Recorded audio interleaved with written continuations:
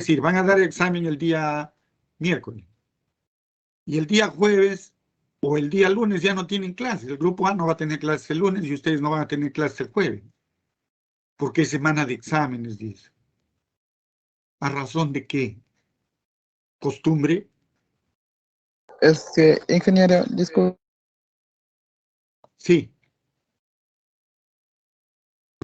Bueno, no sé si es que en el caso de mis otras compañeras, pero a esa misma hora, tenemos otro examen Bueno, yo, de otro curso y se nos cruza. Justamente creo que ahorita hay problemas con algunos que se le está cruzando, digamos, a la hora de tal curso que llevan, también tienen examen parcial de otro curso y creo que ese es un motivo por el cual no no hay dictan las clase, clases porque ajá. para que den en otro horario. Bueno, si es por ese lado, a buena hora. Pero así como yo lo veo, se supone que no debe haber cruces porque ustedes tienen un horario establecido para este curso. ¿Ya? Pero bueno, eso ya son cuestiones particulares que francamente yo no conozco mucho de eso, pero bueno, lo dejamos así. ¿Ya, jóvenes? Bien, vamos a iniciar lo que es el tema de ahora y lo que vamos a llevar. Ingeniero, una pregunta. Sí, Antes de comenzar, usted había comentado la clase pasada que usted nos va a dar una práctica dirigida de respecto a cómo más o menos va a venir en el examen parcial, para que nosotros también podamos ir practicando y viendo y preparándonos, ¿no? Quisiera preguntarle, esa clase que vamos a tener va a ser el día de recuperación, o sea, el día domingo. ya, Harden. El asunto es que nosotros, eh, yo cuando les comenté esa situación, pensé que los exámenes lo íbamos a dar una semana después. O sea, yo pensé que el examen no lo íbamos a dar el día 6, sino más o menos el día 13. También pensé que ustedes asistían todas las clases durante su semana de exámenes. Solo parábamos para el examen. Pero viendo todos estos contratiempos, una, que no se dicta clases en la semana de exámenes, ¿no? Otra, que ya no tenemos tiempo, nos han recortado el periodo, nos han quitado una semana. Me están quitando una semana más un día de clases. O sea, 3 clases ya me están anulando. Entonces, ¿cómo yo te puedo dar una clase de práctica si no te estoy dictando todas las clases, si no te estoy dando todos los conocimientos? Lo que tú vas a hacer en este momento, y eso ya lo tenemos aclarando, es que ustedes deben estudiar con lo que vamos a ver ahora y con todo lo anterior. ¿Me entiende? Eso van a estudiar. El examen va a ser de lo que ustedes han hecho en su trabajo y todo lo anterior. ¿Entendiste, Ya, Harley? entonces, ingeniero, sí, sí, entonces, para concretar, va a venir todo el tema de que hemos hecho el trabajo, prácticamente de la práctica que Claro, hemos habrá una dado, pregunta más ma- de lo que estamos haciendo ahora. claro, Ahora y nuevamente con el tema del reglamento, la ley, claro, hasta el tema que reglamento, estamos haciendo hoy ley, día, sí, hoy día y y, el y domingo. también y el día domingo, nuestra clase de recuperación. De todas maneras, ingeniero, que le pedimos, bueno, en nombre de todo el salón, bueno, que si es que nos puede hacer o alcanzar algunos tipos de ejercicio, porque como usted sabe, su metodología es completamente diferente a los docentes de anterior, y el examen, como usted puede ver, creo que las notas son un reflejo de ello, nos ha tomado de forma sorpresa, ya que no hemos tenido, nos hemos preparado, pues, ¿no? Para lo que nos ha explicado y todo eso, pero de una forma u otra nos ha tomado de forma sorpresiva y queríamos que si es que podría darse el tiempo, nosotros tenemos toda la disponibilidad para que haga un tipo de ejercicio, nosotros estar atentos y ir aprendiendo más. Bueno, es una petición, ingeniero, No, no, y estás en disculpe la todo el confianza. derecho de solicitarlo, Jardín. Lo que vamos a hacer es lo siguiente. Yo voy a dictar esta clase de acá, lo vamos a terminar entre hoy y el domingo, lo vamos a terminar esta clase. Yo voy a preparar un problema resuelto completo de todo. Un problema. Lo voy a escribir, lo voy a detallar todo, cómo se calcula todo, y eso lo vamos a levantar, pero de repente ya no voy a poder, digamos, explicarle. Lo voy a preparar sábado para poder levantarlo de repente el sábado en la noche, para que ustedes lo revisen el sábado y el domingo. Y el domingo lo discutimos. ¿Les parece? Claro, ingeniero, muchísimas gracias. Perfecto, ingeniero, gracias, muy No es bien. necesario que agradezcan, jóvenes. No, yo no les estoy haciendo un favor. Yo estoy cumpliendo con algo que es mi obligación. Nada más. No es para que agradezcan. Estoy cumpliendo con mi obligación, por lo que me han contratado. ¿Ya? Listo, Lo que ingeniero. sí yo les solicitaría es lo siguiente. Harden y todos ustedes tienen carencias en conocimientos. Les digo yo como amigo. Tienen carencias, deficiencias muy, muy fuertes en lo que son conocimientos de topografía, conocimientos matemáticos.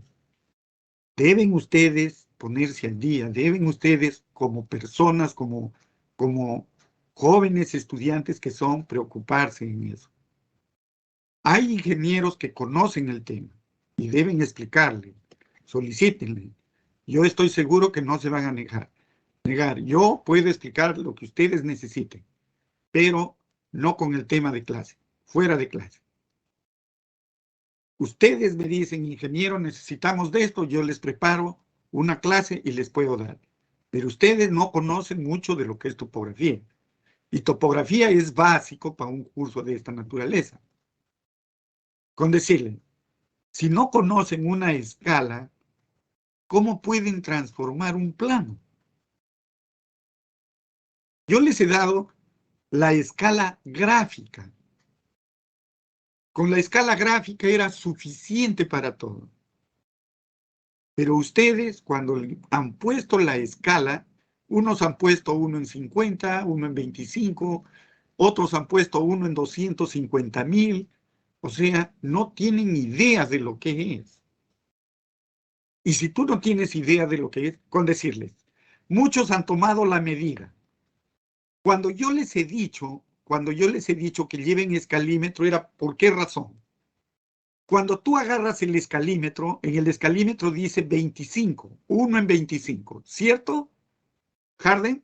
Tu escalímetro decía así, 1, Sí, 2 puntos sí, 25. sí, ingeniero. Bien, Así es. cuando tú ponías 1 en 25, en la escala gráfica te daba 1, ¿verdad? Sí, sí, O sea, ingeniero. el escalímetro encima de la escala gráfica decía 1, ¿verdad? Sí, Sí. Ahora yo les pregunto, si decía 1, pero en el gráfico decía 1 kilómetro, ¿verdad? Pero en tu escalímetro solo había 1. Para que salgan 1000 metros, ¿cuántos ceros le faltaba a tu escalímetro? 3 ceros. 3. Por 3-0. eso la escala es 1 en 25,000. Entonces, cuando tú agarrabas tu escalímetro y medías en tu plano, ya en tu dibujo, lo medías en escala 1 en 25. Y te iba a dar datos como 2.3, 3.4, 4.5. Eso lo ponías ahí. Pero ya sabías que era 4.5 kilómetros. ¿Por qué tenían que transformarlo eso en escala 1 en 100 y de ahí decir metros? Simplemente porque no sabían. ¿Ahora me entienden? ¿Me están entendiendo el porqué de la falencia esa? Tienen que revisar. Bien, ingeniero, y en el perímetro, ¿Qué pasó en el perímetro? igual la misma consideración. Sí, ¿verdad? Claro, con decirte, Porque a mí me salió bien mi área, usted me puso bien, y en el perímetro me puso mal. Por eso es que... y tu perímetro está mal, porque está recortado. Ahí en la solución del ejercicio, al perímetro de la cuenca lo he hecho como una elipse, pero hay una raya que entra. Sí, justamente eso, ingeniero, creo que a varios también nos tomó como Sí, sorpresa, ingeniero. bueno, porque en el momento que No es nosotros hemos sorpresa, joven, visto, es estudiar. este, claro, exactamente eso, ingeniero. Nosotros vimos y la verdad es que, bueno, a mí, no sé si a los demás, también no se nos ha, no hemos tenido conocimiento, no hemos estudiado lo suficiente que lo hemos hecho eso. Y creo que eso aumenta el perímetro, pues, ¿no? Lógico. Por eso sale una cuenca alargada, no redonda. Por eso en muchos de sus exámenes dice, en uno dicen ustedes redonda y más abajo dice alargada. Y les pongo contradictorio. Se supone que los dos deben darme lo mismo. Y lo que sucede es que en lo que es el de Gravelius, simplemente no lo han considerado el total del perímetro de la cuenca. Ah, por eso tal vez. Porque justamente a mí me salía contradictorio, usted mismo lo está diciendo. Es Por por eso. eso, jóvenes. Tienen que tener más, o sea, prestarle un poquito más de atención. Y todo eso está en sus apuntes, jóvenes. Yo me Sí, sí, preocupo yo en claro. hacerle unos apuntes para que ustedes simplemente tengan algo en qué consultar. ¿Ya? Bien, jóvenes. ¿Alguna pregunta más? Ingeniero, buenas noches. Te habla Luna Perales. Una consulta. Dime, Jim. Para el tema de cálculo de áreas, bueno, vi que en su solucionario le puso hasta dos decimales. Y, y para una próxima evaluación, ¿va a considerar la parte entera o también con todos los decimales? A ver, Gino. ¿Tu escalímetro cuántas rayas tenía? ¿Hasta qué raya podías aproximarla? Se supone que el entero más un decimal, ¿o no? Sí, Sí, solo un ingeniero. decimal, ingeniero. Eso es teoría de errores, eso es estadística, el primer capítulo de estadística, teoría de errores. Tu medida no puede ser mayor, o mejor dicho, tu medida de campo no puede ser más precisa de lo que tú calcules. Si tú haces una medida en centímetros, 1,20 m, 1,25 m, ¿cómo puede ser que tu área lo des con 3 decimales si tus medidas solo son 2 decimales? Eso se llama teoría de errores. Si yo mido al milímetro, se supone que todos mis resultados también tienen que ser al milímetro. ¿Cómo puedo hacer un resultado con 4 decimales si solo mi medida está con 3 decimales? Ingeniero, me refiero a que la cuenca tiene una forma irregular, ¿no? Y por Claro, más pequeña que podamos hacerla, siempre va a haber errores, ¿no? De cálculo. lógico. La consideración es, eh, la parte entera solamente va a considerar o con todos los decimales, No, eso. no, Gino. Ustedes están viendo de que el área que yo he calculado es en promedio 70 kilómetros cuadrados, ¿verdad? Si ustedes ven es más o menos 10%. O sea, muchos tienen 64 kilómetros, ese tipo de cosas. Yo lo he considerado así. Claro, ingeniero, también eso, no sé si es que muchos también hemos utilizado para allá el tema del perímetro y también para el área. Bueno, obviamente nosotros trazamos nuestro perímetro y según al perímetro vamos calculando el área a las líneas de los límites. Sí. Y nosotros hemos utilizado el método del alicate, o sea, a través del hilo. Y creo El que método como del usted nos hilo, dice, en ningún libro, Harden, y eso le he corregido a varios ahí en su examen. ¿En qué libro está eso del método del hilo? ¿O qué científico lo implementó el método del hilo? Ingeniero, ese dentro de sus libros que nos dio, solamente está mencionado. Lo menciona como un procedimiento, claro, no como un método. justamente eso, ingeniero. Claro, La es un metodología, procedimiento para que nosotros. a ver, jóvenes, tienen que ustedes ya van a ser ingenieros, ¿eh? Cuando es metodología significa que hay algo que tú lo puedes hacer, es ajustable. El otro simplemente es un procedimiento, como muchos también han calculado en su trabajo el centro de gravedad de su cuenca. Unos han utilizado, por ejemplo, utilizando la densidad del cartón donde lo han pegado. Otros han utilizado colgándolo de un hilo y haciéndolo cruzar las líneas. Pero esos no son métodos. Esos son procedimientos prácticos, empíricos que dan resultados. Pero eso no tiene una formulación científica. ¿Ya? Ahora, sea como sea, lo que hayan hecho, yo lo veo, bueno, correcto. El problema está en que la diferencia del perímetro no coincidía porque les faltaba en promedio, creo que algo de 5, 6 o 7 kilómetros, creo les faltaba. Y tú le Bueno, incrementas esa longitud y ya te resultaba lo que debería ser. claro, sí, ingeniero, como le comentaba, creo que a través de ese procedimiento, en mi caso, aumentándole ese perímetro que faltaba, sí llegaba Sí. la respuesta. Y creo que a lo que va también es que nosotros utilizamos un procedimiento, los cuales, como usted mismo dice, es de manera empírica. Nosotros, al momento es un procedimiento que nosotros, para ahorrar tiempo, nosotros realizamos, y el momento de hacer, creo que la Harry, incertidumbre aumenta. disculpe que te corte.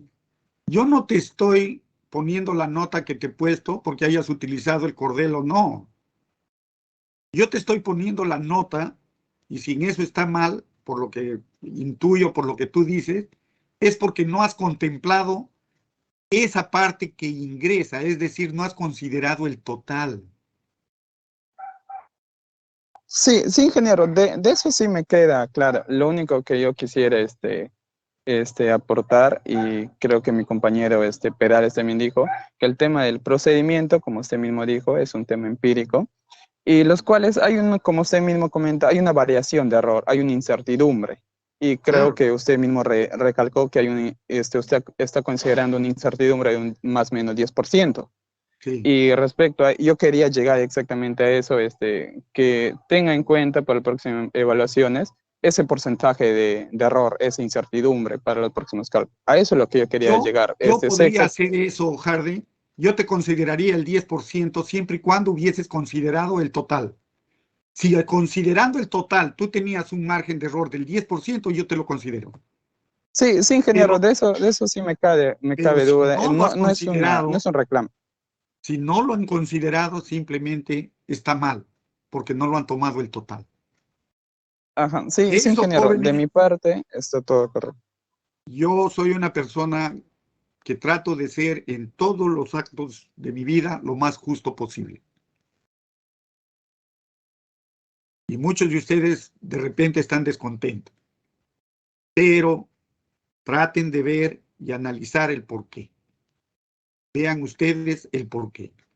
A la mayoría creo que le he puesto algunas notas en sus exámenes. ¿Por qué razón? Si hay contradicción. Bueno, pero analicen el porqué. Si hay algo que corregir, se corregirá.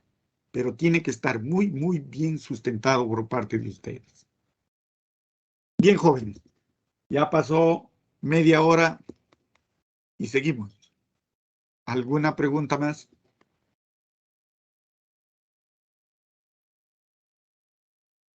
Bien. Bien, jóvenes, vamos a avanzar hasta donde nos dé el tiempo eh, con este tema. Voy a pasar lista, por favor, ¿ya? Alexander Molán, Presente, ingeniero. Buenas noches. buenas noches. Ángelo Rosales, Presente, ingeniero. buenas noches. Berta Chávez, Presente, ingeniero, buenas noches. buenas noches. No, Fachín, Dana Fachín. Franklin Rojas, Presente, Franklin. Gino Perales, Presente, ingeniero. Harden Zapata, Harden, ingeniero. Jason Ramírez, Presente, ingeniero. Jefferson Sinuiri, Jordi Mori, Presente, ingeniero. Yulisa Mendoza, Mori, presente, ingeniero. sí. Yulisa Mendoza, Silvia Castro, Presente, ingeniero. Buenas noches. bien, bien jóvenes, empecemos. Lo que vamos a ver ahora es sobre precipitación, que hemos visto una parte, lo vamos a retomar un poquito más, pero vamos a ver algo más de lo que es referido a precipitación. Luego vamos a ver ya lo que a nosotros nos interesa, que es el análisis estadístico. En la clase anterior nosotros hemos visto, creo que sobresaltos para correcciones de saltos con tendencia en la media y en la varianza. Si bien es cierto, es un tema un tanto analítico, por el momento lo vamos a dejar ese tema ya ahí y vamos a utilizar vamos a empezar este tema, que es algo que nosotros vamos a utilizar ya en nuestra, digamos, vida profesional, ¿no? Que en realidad son datos que nosotros obtenemos y el tratamiento que les demos ya es algo sencillo, es simplemente aplicación de fórmulas y un tratamiento estadístico ya establecido. Creo que recuerdo que les dije que revisen el manual de drenaje, de hidrología y drenaje del Ministerio de Transportes, y ahí tenemos parte de lo que vamos a ver. No, no parte, sino casi todo de lo que vamos a ver en esta parte, en este ítem, que es el análisis estadístico. Bien, en lo que es un poquito, digamos, poquito fastidioso es más o menos el tratamiento de estas distribuciones teóricas, el método de Gamble, el método de Pearson. Pero esto ya lo van a ver ustedes que no hay por qué tenerle temor a esto, es simplemente aplicar lo que se ve ahí, las fórmulas que se tienen. Bien, en el análisis estadístico y lo que es precipitación, todo lo que nosotros hacemos es analizar series temporales, y esas series temporales son pues de precipitación o pueden ser de caudales, ¿no? Lo que llamamos avenidas, ese tipo de cosas. Y todo eso nosotros sabemos que se da en la parte superficial de la Tierra, como un componente de lo que es el ciclo hidrológico. Sabemos también, hemos visto ya en clases anteriores, como que es la precipitación, ¿no? Que es el agua procedente de la atmósfera y que puede estar pues en sus tres fases, ¿no? Sólida, líquida y gaseosa, ¿no? Pero la precipitación misma es la que cae a la tierra, que también puede caer en forma sólida o en forma líquida. Ahora, la formación de la precipitación, ya sabemos que son las moléculas de agua en la atmósfera, se juntan, a las finales adquieren peso y por gravedad comienzan a caer, ¿no? Entonces eso ya lo habíamos visto en las clases anteriores. Ahora tenemos también los tipos de precipitación, que son las lluvias, lloviznas, nieve, que ya lo hemos visto también anteriormente, la nieve granulada, hielo granulado, el granizo, que es un chaparrón, no es una lluvia repentina que da y ahí queda, nuevamente se corta. Ahora, el agua en la atmósfera, como les dije anteriormente, también se encuentra en sus tres formas: vapor de agua que está en las nubes, las gotas que también se encuentran en las nubes, que es la fase líquida, y los cristales de hielo, ¿no? Que es prácticamente lo que es nieve, lo que va cayendo son cristales. Y estos son los tres estados del agua que se encuentra en la atmósfera. En los tipos de lluvia también tenemos por su origen las convectivas, ¿no? Que es por ascenso de aire caliente, cuando choca con frentes de aire frío, las orográficas, que son las que por un accidente geográfico, una cordillera o algo, las corrientes de aire con vapor de agua ascienden y pues por diferencia de presiones y temperaturas se genera la lluvia. Y tenemos también el otro tipo de lluvia que es la ciclónica. Las lluvias ciclónicas son las que tienen mejor dicho, son las que mayor cantidad producen la precipitación. Ahora, también hemos visto en clases anteriores lo que son las estaciones hidrometeorológicas. Hemos identificado algunas.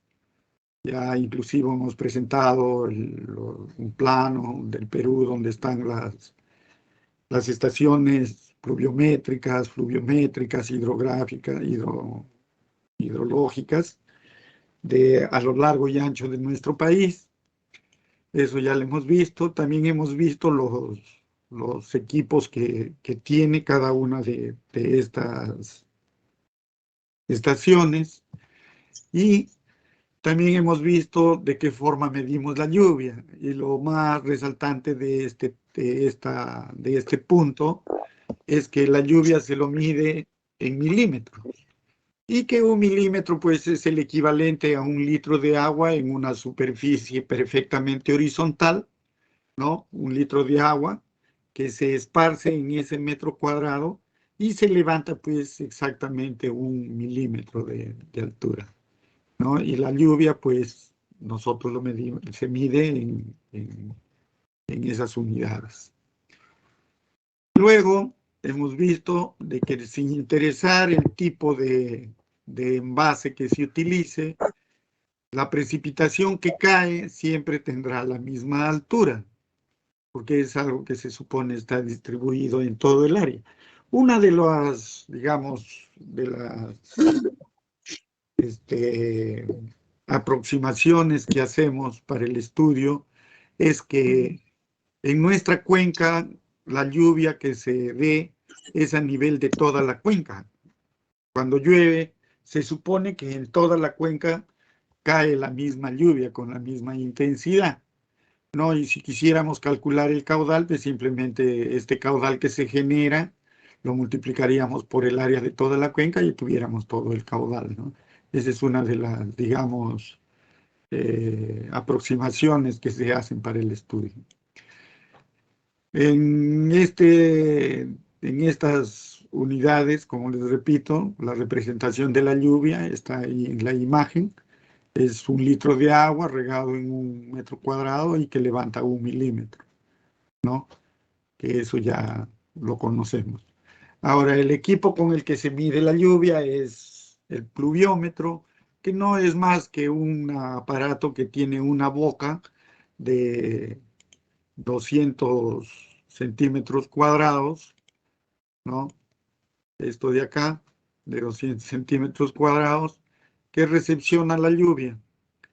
Ese equipo, pues, cumple ciertas condiciones, que debe estar a 1,50 m del terreno, debe estar, digamos, separado de algunos obstáculos, a una distancia prudencial y todo ese tipo de cosas.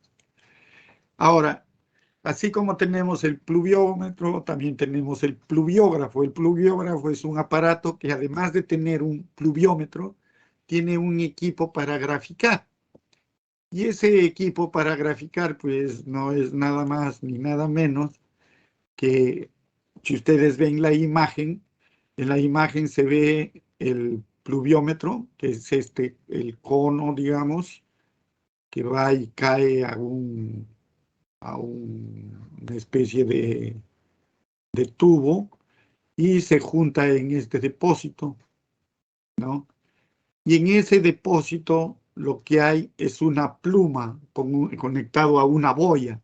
La boya está encima digamos, de la superficie del agua que se va juntando por la lluvia y esa boya va subiendo y bajando a medida de que, digamos, sube cuando hay lluvia, se incrementa la lluvia, capta el agua y va subiendo. Llega un momento en que se llena y se descarga a través de este sifón que se ve a un costado, ¿no?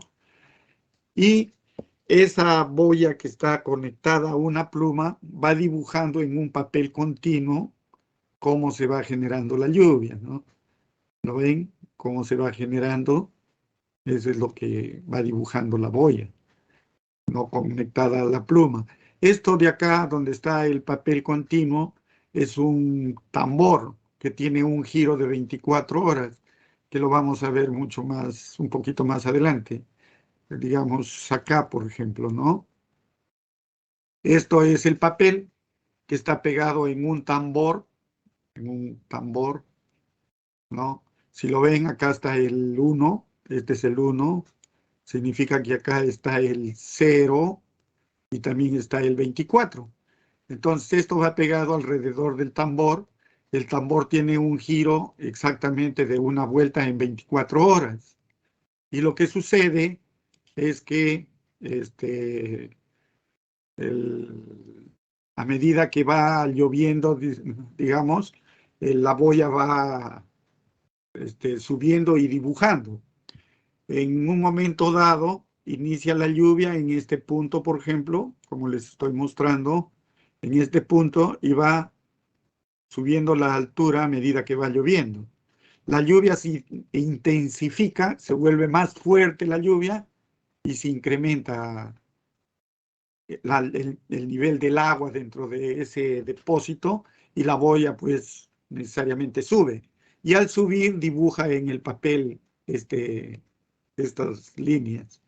Luego para de repente la lluvia, como para ese punto, la boya no baja ni sube.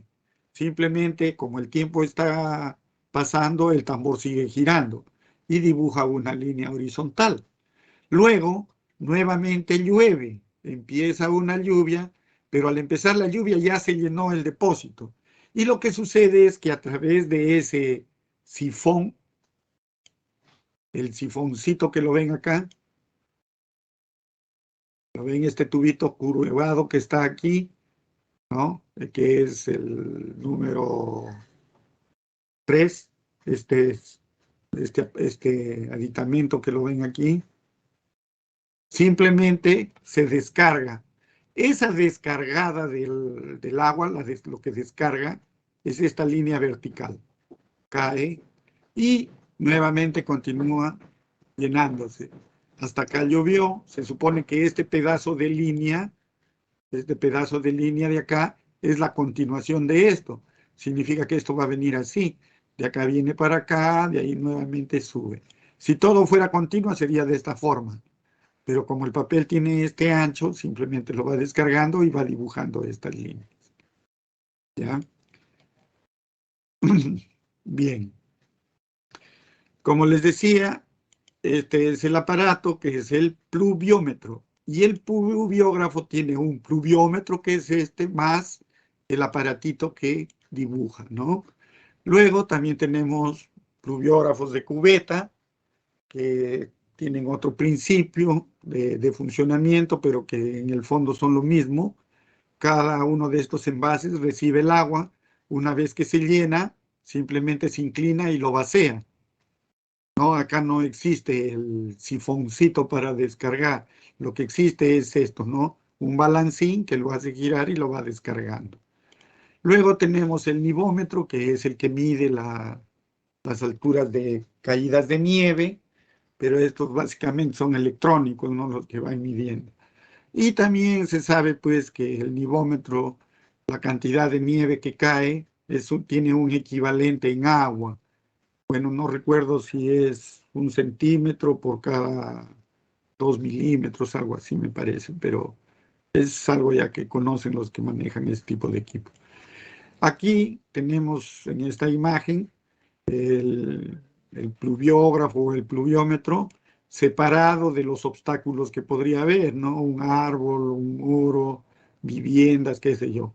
Pero indica que para que funcione bien y los datos que nos proporcione sean, digamos, tengan cierta coherencia, deben estar alejados de esos obstáculos, ¿no? Ya hemos visto nosotros que hay tratamientos de datos por saltos, por tendencias, entonces para que no generen algún tipo de distorsión a la serie. Luego ya hemos visto que esto es un pluviograma, que es lo que utilizan los que venden la información pluviográfica para determinar esos datos mensuales que nosotros normalmente compramos, porque rara vez venden este tipo de información. El pluviograma no, bueno, yo hasta la fecha no he podido conseguir uno de ellos. Este es otro tipo, ¿no? Acá nos indica los vaciados secuenciales que hay. Si ven ustedes, en esta zona no llovió, ¿no? Si llovió, llovió un poco, pero básicamente no llovió. Luego, aquí llueve un poco, llueve, y de allá hay una lluvia torrencial, mírenme, sube y cae de golpe, significa que funcionó el, el sifón, y nuevamente hay un incremento rápido de la altura en un corto tiempo. Si lo ven, esto de acá es un acumulador, o sea, es de por días. Por eso este tambor acá lo tienen el jueves, el viernes, el miércoles también está, y esto tiene 24 horas, o sea, esto es un acumulador. El que hemos visto anteriormente es por horas, ¿lo ven? 1, 2, 3, 4, 5, 6, 7, hasta el 24. O sea, este tiene un giro de 24 horas. Y el otro tiene un giro de repente una semana o un mes, no sabemos. Pero aquí está, miren. Miércoles, jueves, viernes. Entonces son acumuladores. Ese es otro tipo de pluviómetro. Luego ya entramos a lo que es el análisis de precipitaciones, ¿no? Elaboración de datos pluviométricos de un punto. Cuando hablamos de elaboración de datos pluviométricos de un punto, estamos hablando de una estación, ¿no? Cada estación es un punto, digamos. Entonces, cada estación genera datos y nosotros vamos a elaborar o darle tratamiento a esos datos. Si hablamos de un punto, digamos, la estación de Pucallpa en la universidad, por ejemplo, entonces los datos que genera esa estación, nosotros le vamos a dar, le vamos a hacer su análisis. Acá hay algo interesante que le he puesto porque deben conocerlo, que el año hidrológico acá en el Perú, este año 2021-2022, se ha iniciado el 1 de septiembre del 2021 y finalizará el 31 de agosto del 2022. Esa fecha termina el año hidrológico y de ahí empieza el otro año, ya el 2022-23. ¿Ya? Esto es importante porque en base a esto nos dan las informaciones pluviográficas, hidrométricas, y también es importante porque en base a esto son digamos, las proyecciones que se realizan. Cuando hablan de proyecciones para el año 2022, se supone que lo hacen en el periodo anterior a esto. Si hacen proyecciones del 2023, lo estarán haciendo con los datos de este año, ¿no? Que termina en agosto, el año hidrológico. Bien, en la elaboración de datos pluviométricos de un punto, depende básicamente de los objetivos de nuestro trabajo. Dice que el estudio de los recursos hídricos en una región, para elaborar ese estudio, se trabaja con datos de precipitaciones mensuales y anuales, ¿no? Las precipitaciones por lo general vienen por día, ¿no? Y en otras también vienen por hora, vienen por minutos, ¿no? Pero si hacemos un estudio de recursos hídricos de una región, lo que necesitamos son precipitaciones mensuales y precipitaciones anuales. Por lo general, los anuales, mensuales ya son promedios, ¿no es cierto? O los máximos. Siempre van a encontrar en estadística valores extremos, dicen, ¿no? Como valores extremos. Son máximos que uno los utiliza. Ahora, si necesitamos las precipitaciones como generadoras de caudales excepcionales, caudales excepcionales, háblese de lo que como avenidas. Iniciamos, dice, con precipitaciones máximas diarias, el día más lluvioso de cada año, para aumentar el detalle hasta las horas o minutos más lluviosos. Tengan en cuenta, cuando dice acá el día más lluvioso de cada año, se supone que en un año vamos a tener un día más lluvioso. Pero nosotros ya conocemos, por lo que hemos visto anteriormente, que nosotros para hacer un estudio por lo general necesitamos en promedio una lista o una serie de 20 años, ¿no? Como lo está indicando acá, ¿no? Para hacer un estudio por lo general necesitamos datos de más de 20 años, pero con un mínimo de 20. Pero nosotros ya ustedes saben que en nuestro medio eso es algo un poco difícil de conseguir, ¿ya? Dice que en cualquier caso, a partir de los datos de las estaciones pluviométricas, se registran básicamente lo que es la precipitación diaria, la mensual, la anual, ¿no? Y el módulo pluviométrico. Este módulo pluviométrico nosotros ya lo hemos visto.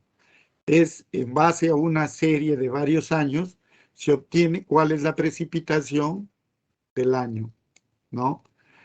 Por eso en algunos mapas o planos, yo les presenté ahí, me parece, un plano del mundo, donde había zonas que estaban con un promedio de lluvias desde 0 a 500, de 500 a 1000, de 1000 a 1500, de 1500 a 2000.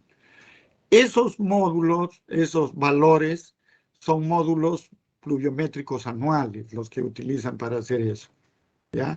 Entonces, en una serie de años sacan esos promedios y eso es lo que se grafica.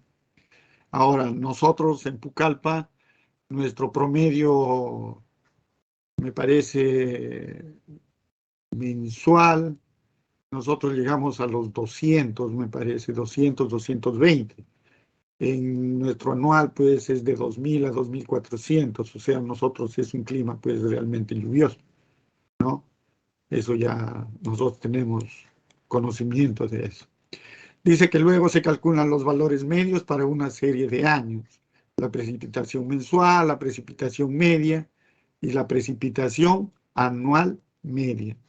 Para esto se necesita disponer de series climáticas largas, en general más de 20 años, ¿no?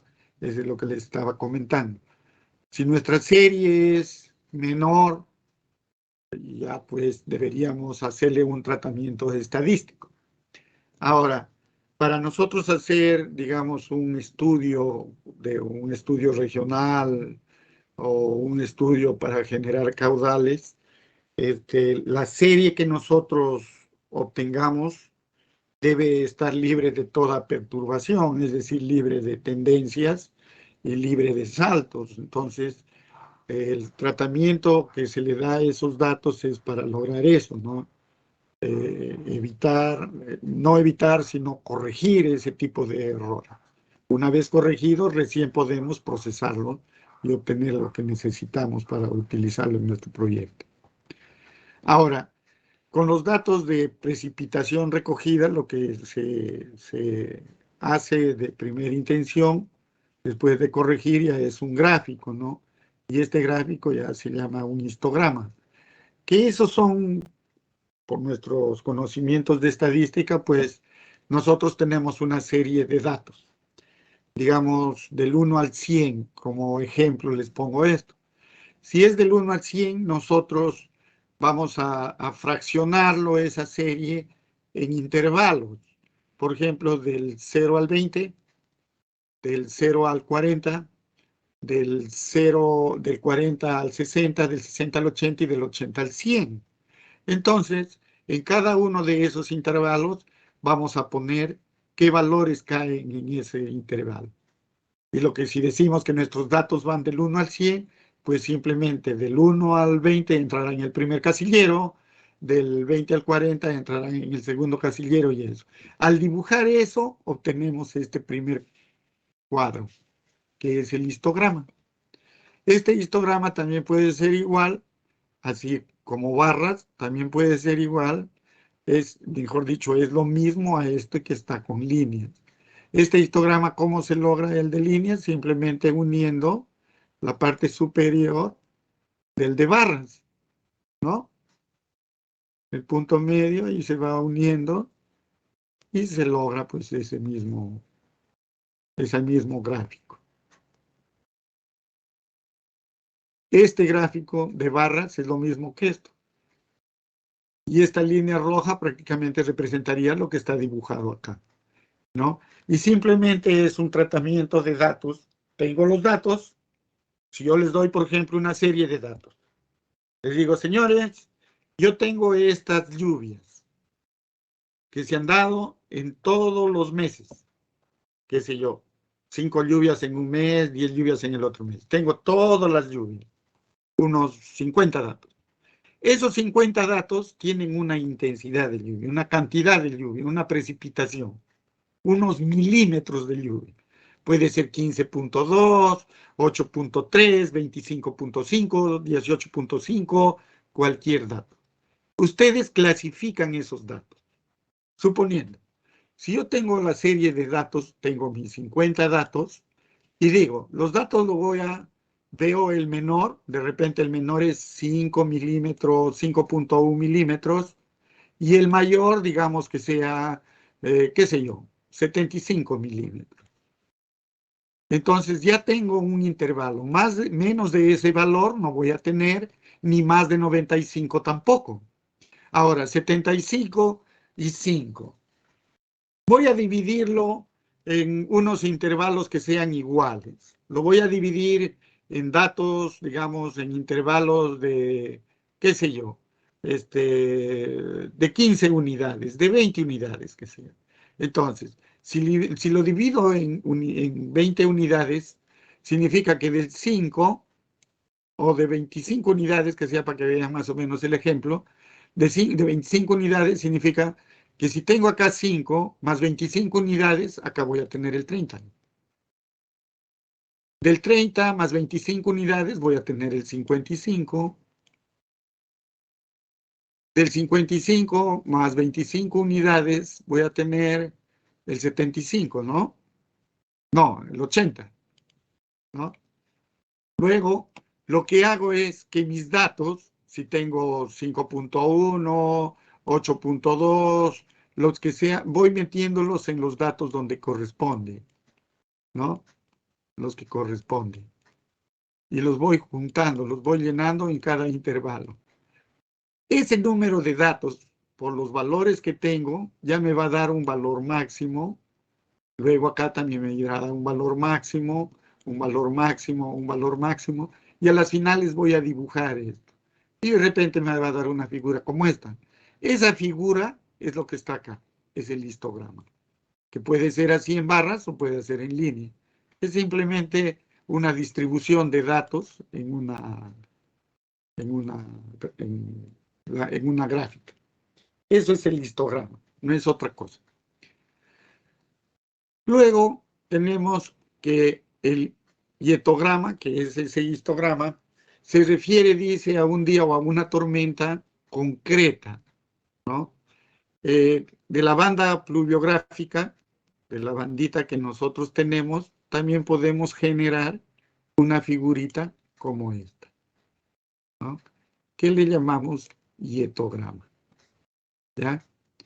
Que es, dice, de una lluvia concreta. Si nosotros vemos esta parte horizontal, vamos a poner con esto para que se note, esta parte horizontal, aquí no hay lluvia, acá llueve un poco, acá nuevamente no hay lluvia y acá hay lluvia. Llega a un máximo, se descarga el envase y continúa la lluvia. Pero esto es precipitación por un tiempo, porque en esta banda van los tiempos. Y acá tengo las horas por este lado y la precipitación por el otro. ¿Ya? Entonces simplemente es cuestión de dibujar, de sacarle los datos y dibujar. Bien. Luego, lo que nosotros también utilizamos es la curva intensidad-duración, ¿no? Curva dice que expresa la máxima intensidad de precipitación registrada en diversos intervalos de tiempo. Nosotros podemos sacar la máxima precipitación que se ha dado en los primeros 15 minutos, en los 5 minutos, en los 10 minutos más lluviosos, en los 30 minutos más lluviosos, en los 60 minutos más lluviosos, en los 90 minutos más lluviosos. Y eso los vamos registrando. Y esa curva es la curva de intensidad-duración, ¿no? Pero esta curva no es la que, digamos, se utiliza más frecuentemente. Más adelante vamos a ver lo que es la intensidad, duración y frecuencia, que es la más utilizada. Ahora, esta curva pues tiene también su forma de cálculo. No es cuestión de agarrar datos y meterlo a la gráfica, también tiene su tratamiento. Y la formulita de cálculo es la que ven en pantalla, ¿no? Por ejemplo, si en los 10 minutos más lluviosos, se recogen 3.8 milímetros para transformarlos a milímetros hora, porque la intensidad es en milímetros hora, lo que hacemos es los 10 minutos en el denominador, 60 minutos, que es la hora, multiplicado por los 3.8 milímetros, y me da 22.8 milímetros por hora. Y ese dato es el que se dibuja, el que se lo traslada al gráfico. Cuestión simplemente, como les repito, de calcular esto y dibujar. No hay otra cosa rara ahí. Ahora, del pluviograma, lo que obtenemos del pluviógrafo, también podemos hacer un gráfico como este, ¿ya? De los datos que nos da el pluviograma, también podemos obtener una curva como esta. Y también esta curva, el hietograma, y de una curva de intensidad-duración. El proceso de cálculo está aquí escrito, lo van a ver, es algo sencillo, ¿ya? Luego, en la construcción de este hietograma y de una curva ahí de intensidad-duración, les he puesto ahí un pequeño ejemplo, ¿no? Con los gráficos, que es seguir simplemente la secuencia. Y la gráfica que se obtiene es esta, ¿ya?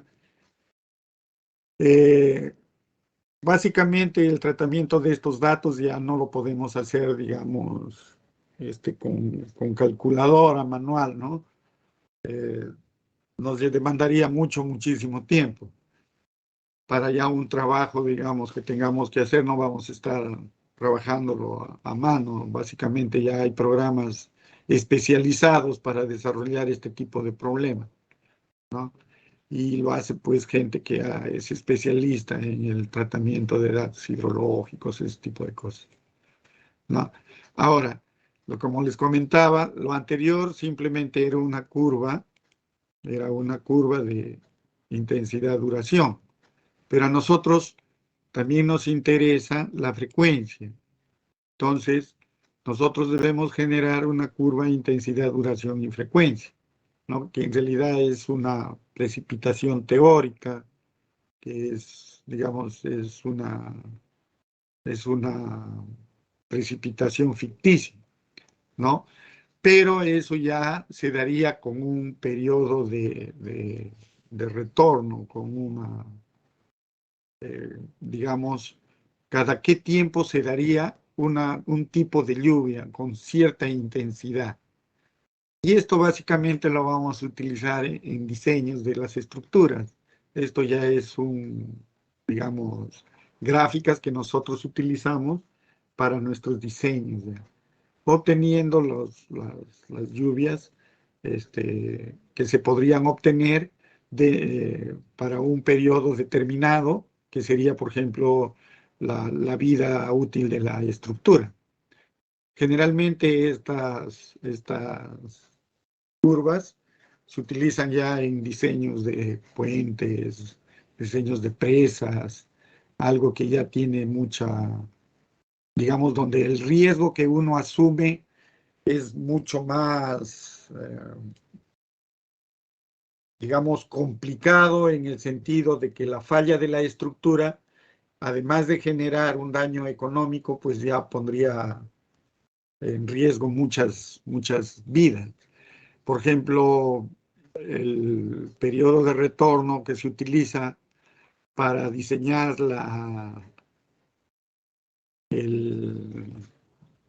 ¿cómo se llama esta estructura? Unas ventanas de rebose que se ponen en las represas del vertedero de demasías. Es lo que se utiliza, ¿no? Tengo la presa, esta es la pantalla, y yo le pongo una ventana acá para que en caso haya una avenida máxima de agua, se elimine por la ventana.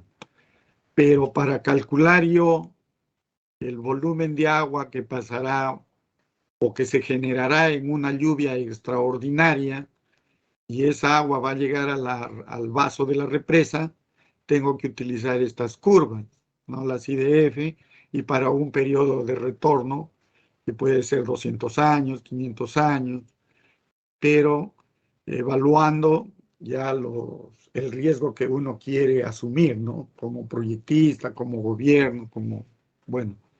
Generalmente yo he tenido oportunidad de ver que a las represas les dan periodos de retorno altos, de 500 años, de 300 años. A los puentes me parece que les dan 100 años, algo así, ¿no? Entonces, en base a eso ya se calculan estas curvas, que son, como les repito, curvas teóricas, ¿no?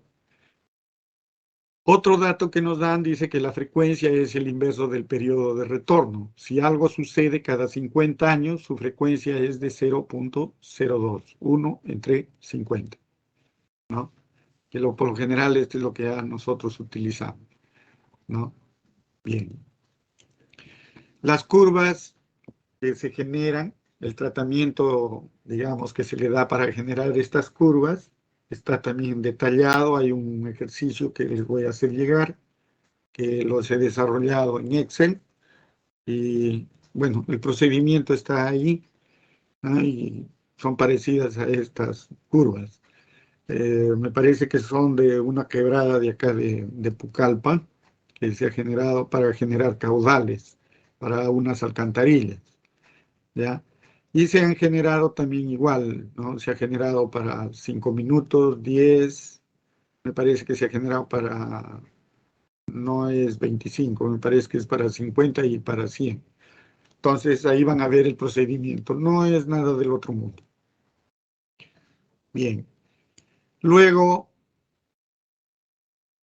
estas mismas curvas, si lo ven, están dibujadas en uno, es decir, a escala horizontal el tiempo, en escala 1 en 1, o lo que le llamamos aritmética, y la intensidad de lluvia también en escala aritmética.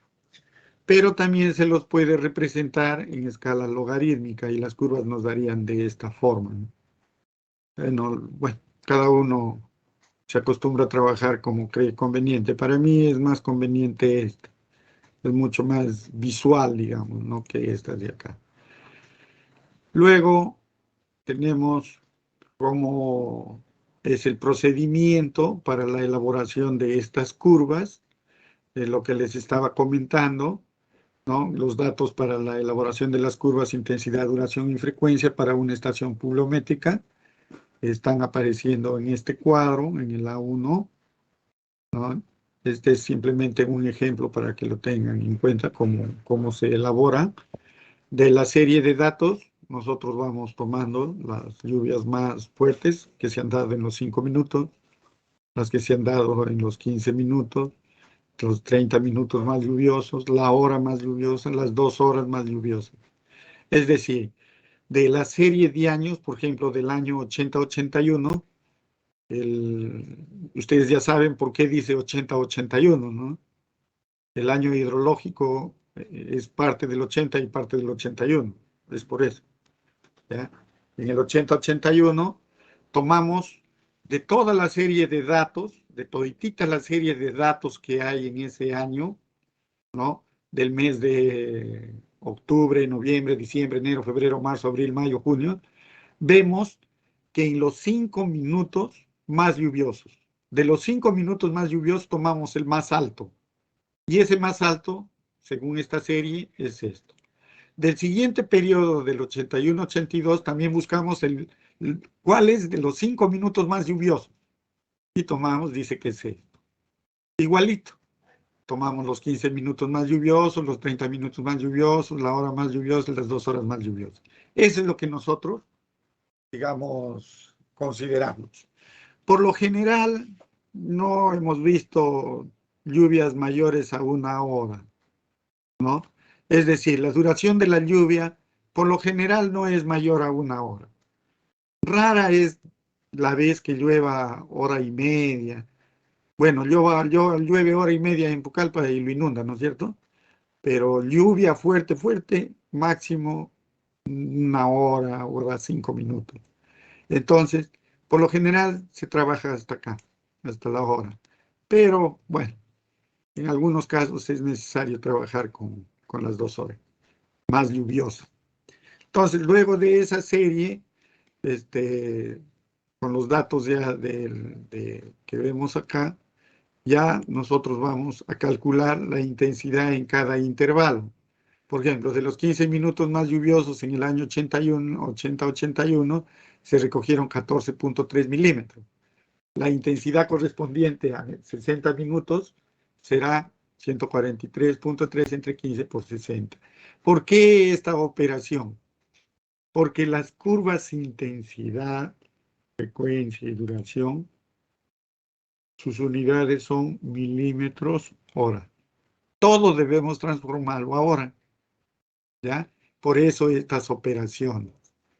Cuando es a las 2 horas se recoge 67.4. 67.4, ¿entre cuántas horas decimos? En las 2 horas más lluviosas. Para que sea por hora, lo divido entre 2 y me da que es por hora. Entonces, por eso es esa razón. Si lo ven, es solo cuestión algebraica, matemática. ¿Ya? Luego, con todo esto, ¿no? Ya una vez expresadas las intensidades en milímetro hora, trabajamos cada columna ya por separado y realizamos el ajuste de acuerdo a unas leyes de distribución. Puede ser la ley Gamble, la de Gamble o la de Pearson 3, que es la que nosotros vamos a estudiar. Esto de acá ya viene más adelante. Esto es prácticamente lo último que vamos a ver, ¿no? Entonces, para el cálculo de esas curvas ya se necesitaría conocer lo que es la teórica de Gamble y el otra es la de Pearson, pues se escribe, creo, Pearson 3, creo es así, Pearson 3. No, que son las dos curvas teóricas que vamos a ver. Hay muchas más, ¿no? Existen un montón, las logarítmicas, las log-logarítmicas, un montón de curvas, pero nosotros solo vamos a ver dos, la Gamble y la Pearson 3, ya que son las que se están también en la norma, en el reglamento. ¿Ya? Entonces, con eso doy el tratamiento, ¿no? Calculamos, dice, las intensidades correspondientes a los periodos de retornos deseados para dibujar las curvas. Puede ser para 5 años, 10 años, 25 años, 50 años, 100 años. Esto, nuevamente lo dibujamos, lo transcribimos a una tabla, que es esta tabla 3, y luego lo representamos ya en gráficos, ¿no? Digamos, los gráficos de estos cuadros son las figuras que ya les he mostrado. Estos gráficos que ya les he mostrado, este gráfico es el mismo que esto, sino que este de acá está dibujado en escala logarítmica y esto en escala aritmética. Son los gráficos de los datos que se le está presentando aquí. ¿Ya? Básicamente es eso.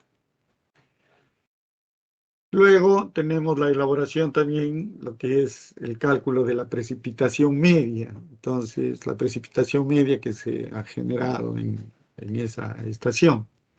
¿Ya? ¿Alguna inquietud respecto a lo anterior?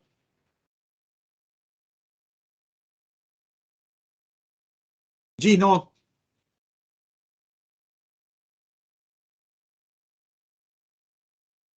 Presente, ingeniero.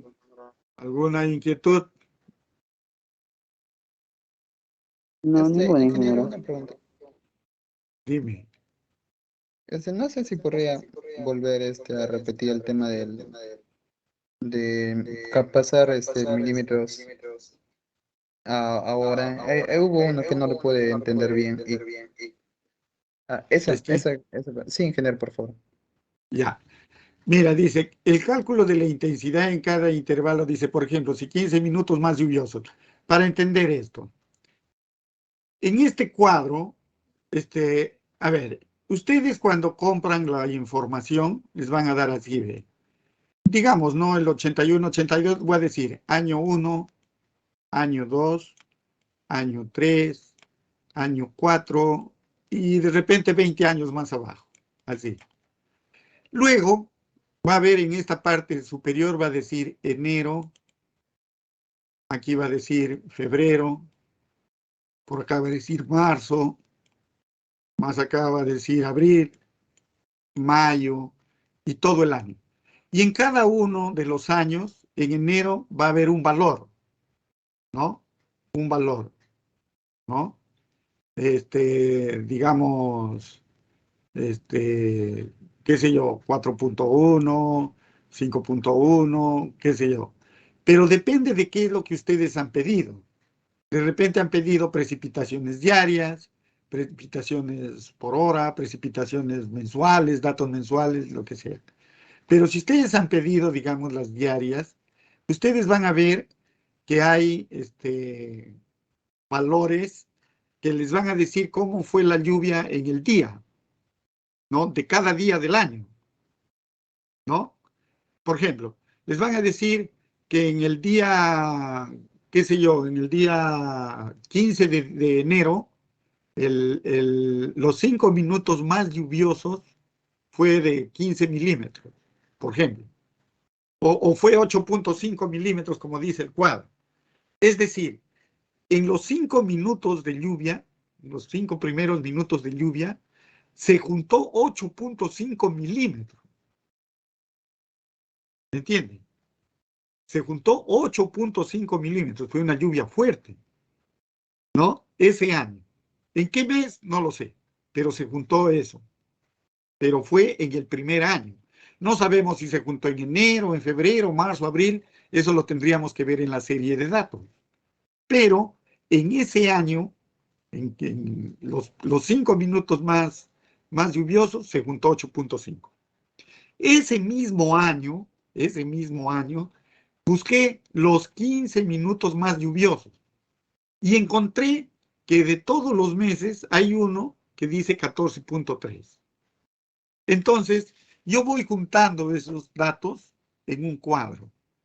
Busqué los 30 minutos más lluviosos, busqué la hora más lluviosa, las 2 horas más lluviosas, y los voy acomodando en gráfico. Ahí no todavía estoy transformando, lo único que estoy haciendo es separando mis datos y poniéndolo acá, ¿no? Estoy viendo cuáles son los 5 minutos más lluviosos, cuáles son los 15 más lluviosos, la hora más lluviosa, las 2 horas más lluviosas. Eso es lo que estoy haciendo, simplemente separando. No estoy dándole ningún tratamiento. Pero de toda mi serie de datos, si tengo 20 años, pues de los 20 años, 20 por 12, ya son 240. O sea, debo recoger 240 datos de acá, de mi cuadro. Y eso lo voy trasladando a mi cuadrito A1. Luego, ese cuadrito debo transformarlo, porque para las curvas IDF, la unidad de medida es milímetros hora. ¿Y yo acá cuánto tengo? ¿Qué tengo acá? 8 milímetros, pero ¿en cuántos minutos? 5 minutos. No dice hora, dice 5 minutos. O sea, 8.5 milímetros en 5 minutos. Ni siquiera una hora, 5 minutos. Acá tengo 24.9 milímetros que lo he recogido en 30 minutos, los más lluviosos. Puede haber uno de 18.5, también recogidos en 30 minutos, pero ese no me interesa. Me interesa el más alto, y es este, que en los 30 minutos he recogido 24.1. Eso debo yo transformarlo a milímetros hora. Entonces, ¿qué hago? Estos de los 15 minutos, los 14.3, lo divido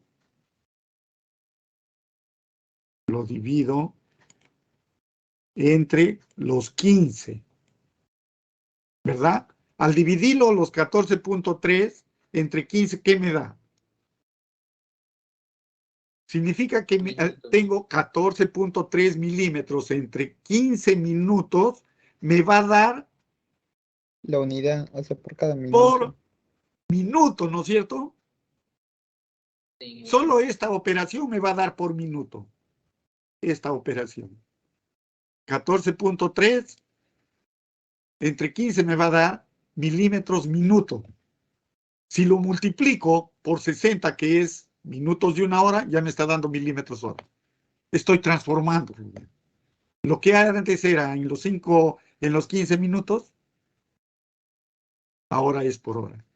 Si fuera, ¿cómo transformo el primero de 8.5 entre 5 minutos?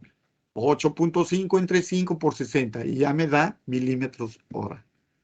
Ahora, esto es 2 horas. Ah, ya, muy bien. 67.4 entre las 2 horas y ya me da milímetros hora. ¿Se entendió? Es simplemente operación matemática. ¿Se entendió? Sí, ingeniero. Bien.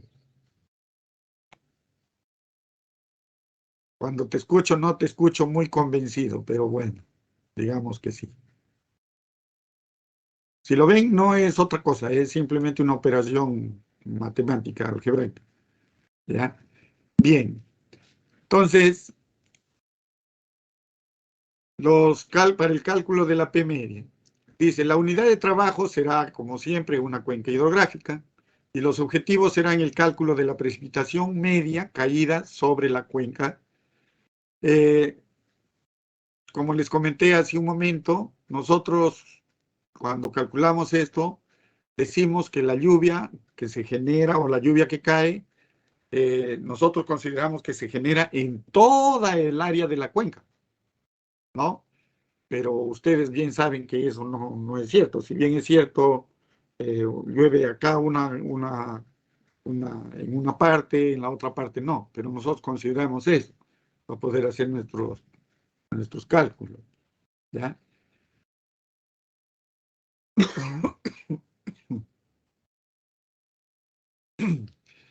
Bueno, ¿y para qué nos sirve este cálculo de la P media?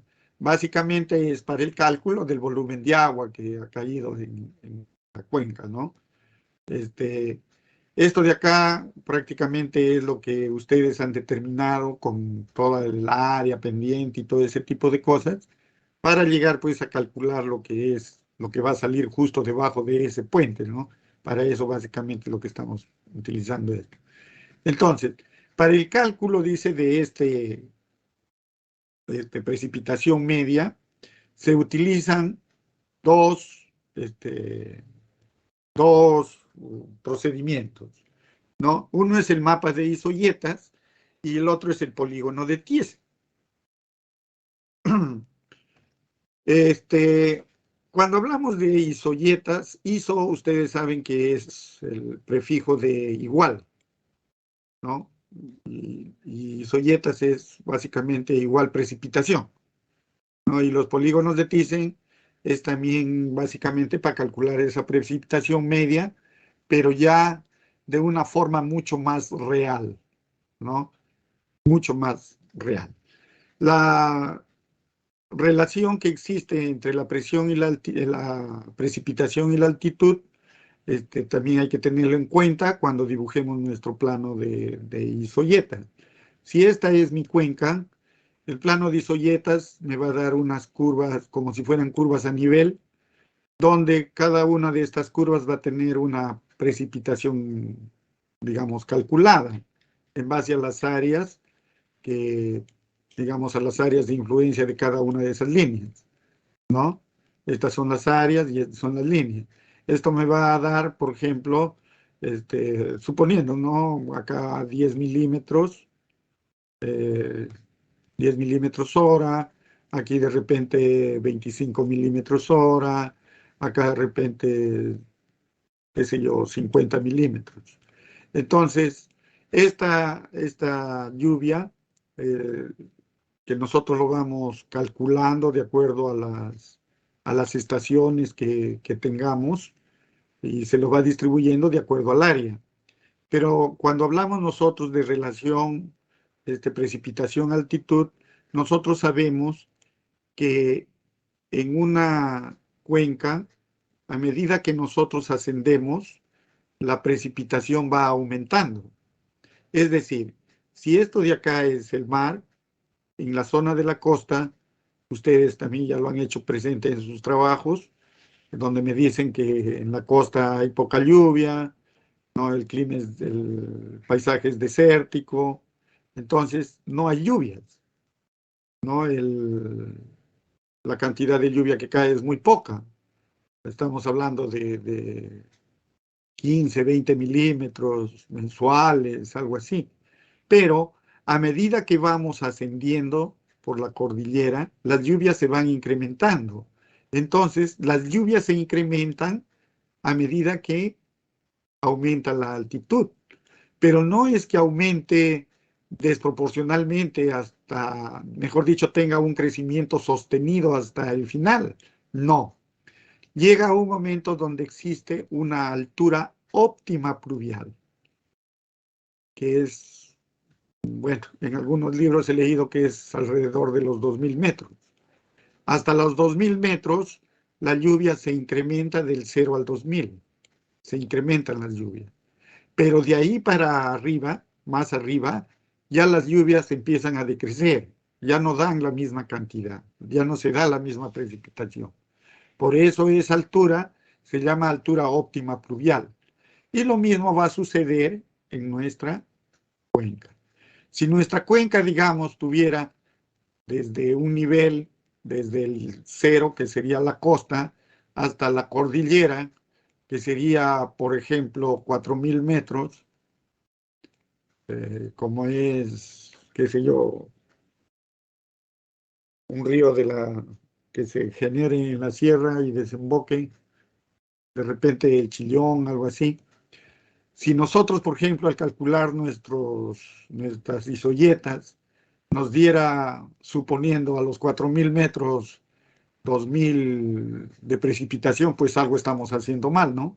Porque nosotros sabemos que la lluvia se incrementa con la altura, pero a partir de un promedio de 2000, 2400 metros ya no debe haber un incremento. Pero si nosotros en nuestro plano determinamos eso, que hay un incremento, pues simplemente algo estamos haciendo mal, ¿no? Entonces, para más o menos eso es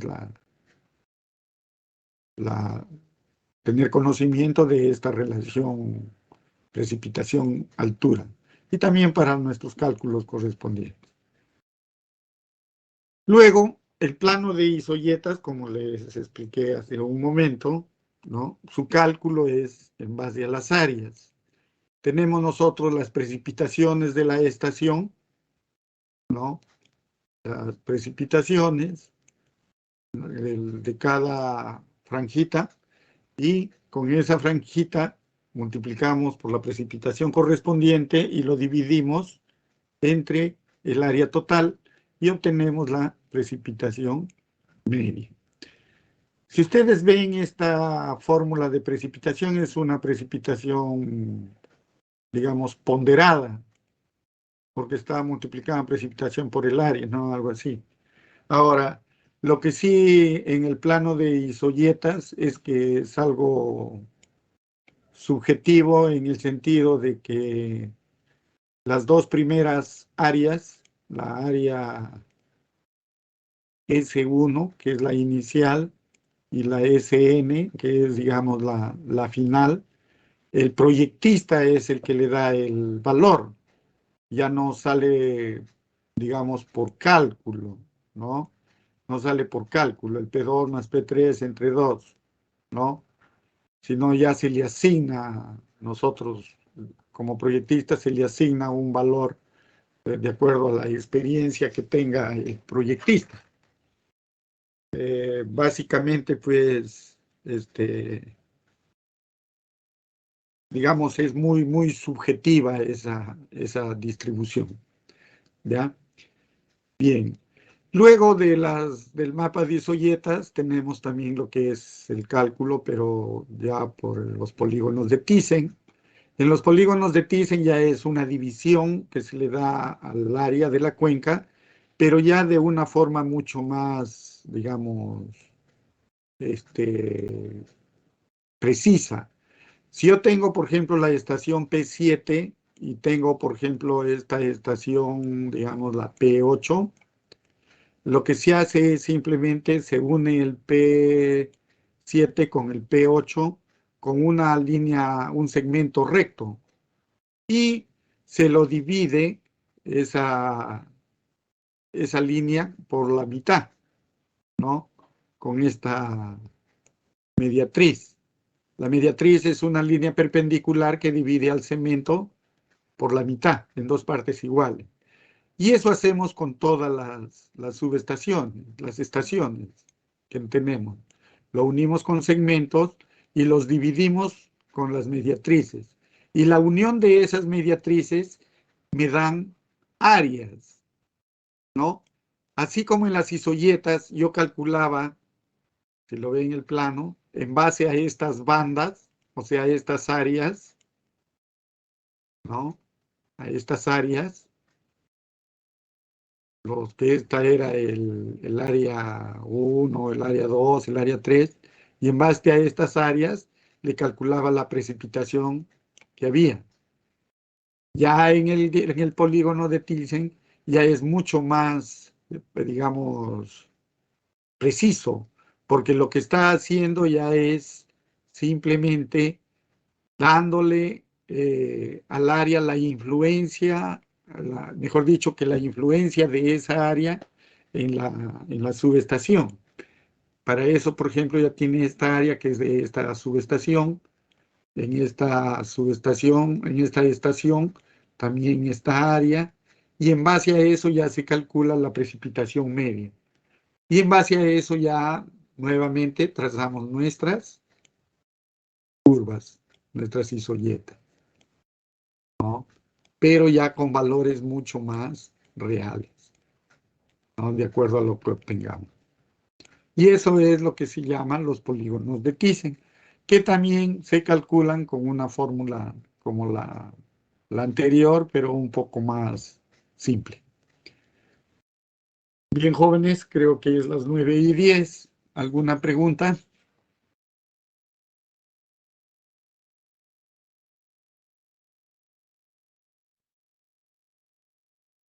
Bien, voy a nuevamente llamar lista al que falta. Jefferson.